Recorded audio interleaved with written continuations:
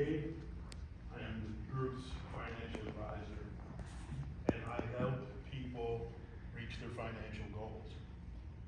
It's that simple. It really is. Anybody who's planning for a future of any kind will need money in that future. That's what I do. Now I'm going to give you kind of a cool story. In 1953, Sir Edmund Hillary from New Zealand summited Mount Everest. To give you an idea, Mount Everest is 29,000 feet high. 30,000 feet is where commercial airliners fly, so it's only 1,000 feet more to that. It's 5.6 miles straight up. From 26,000 feet to the 29,000 feet is the zone of death, it's called. And that's where you hear about all those frozen bodies that they have to leave up there because nobody has the strength when they get up there to pull them down. Your body after 26,000 feet starts to die, right? You have 16 to 24 hours to get up to the peak and back down below 26,000 feet before you die. Sir Edmund Hillary wasn't Sir then, he was after he summited it. He was from New Zealand. So he picked a guy that was local, who was a mountaineer. He was a Sherpa named Tenzing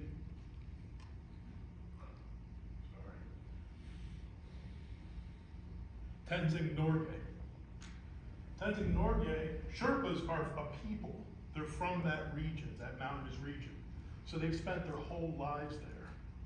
Not at the higher levels, but at the lower levels. He picked him as a partner to help him. They summited together, then he became a Sir. The reason he picked him is because he was local to that area, because he knew the terrain. That's the same reason you choose a financial advisor, is because, like Tenzing, I do it every day. I know the terrain. I know the dangers. I know the pitfalls. So that's what I help people with. I often mention, and people get stuck on this because when you hear big numbers, it naturally tracks your mind. I mention people that have won the lottery. I mention people that are professional sports, people who a spouse has died, people who have won lawsuits, and they have a ton of money, 500,000 or more is kind of the area where it's funny because they are actually in danger where that area is. The average person makes money, they stock it away slowly, they get their promotion slowly, and they build from there. So they're used to the money they have. Their lifestyle moves with that. When you get a sudden shock of money, you think you're a bajillionaire. You think that money is gonna last forever. How many times have you heard of a rapper or a sports star or somebody in the movies, anywhere, where they end up broke? It's actually cliche it happens so much. The reason it happens though is, for one, they've never had money. We all revert to the mean. The mean when we, let's say we want to lose, our body sits at, let's say, 200 pounds. But we look best at 270, right? For women adjust, right? But that we eat and we spend our lives at the calorie level and the exercise level that makes us 200 pounds. So then we decide, hey, swim season's coming up, beach season, I'm gonna get down to 170, that's where I look good. Right?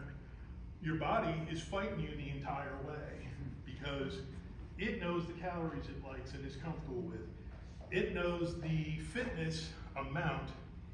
All of your body and your mind is scaled for 200 pounds.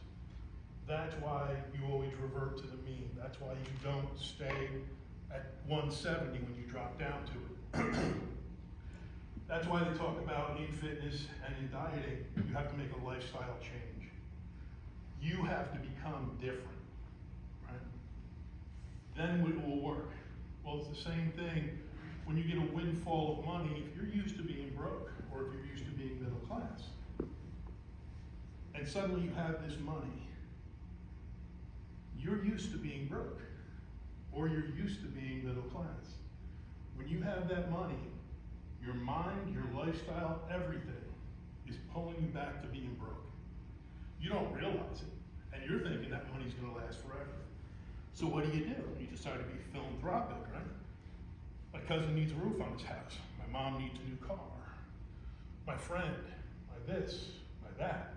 Strangers, somebody at church, right? You want to help. And the worst thing is, they know you have the money. You've made the mistake of telling them. If you notice, rich people who are rich, they don't tell you they're rich. They don't tell you how much they have. You might think they're poor, right? But when somebody gets a windfall, people usually know about it. There are actually lawyers who can help you if you win the lottery, to stay anonymous, right?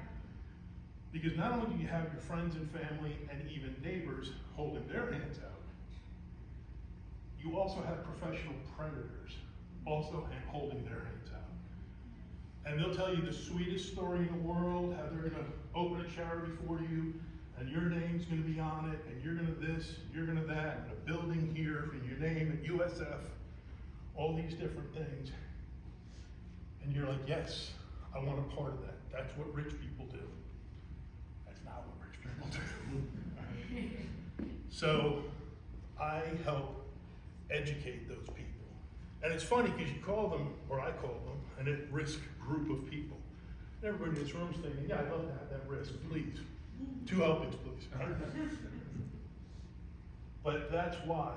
It's the people that already have money that know how to handle money. Just like Jake now he does his hormone replacement, but he was a physical trainer, and he teaches you, and he helps you with your diet and your fitness, and he helps you to learn that lifestyle.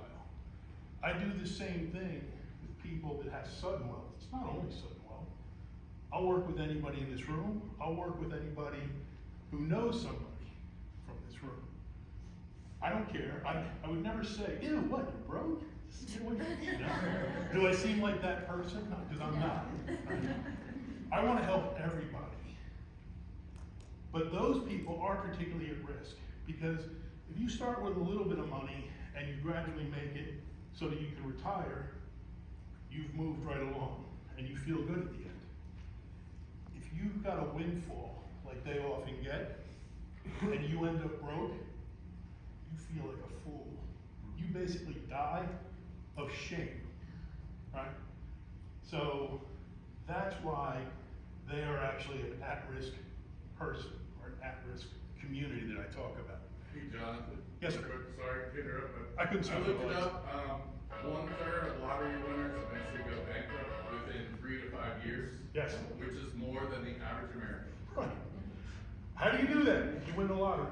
How does that happen? Was that me? Yeah. Okay, that was me. Yeah. I'm out.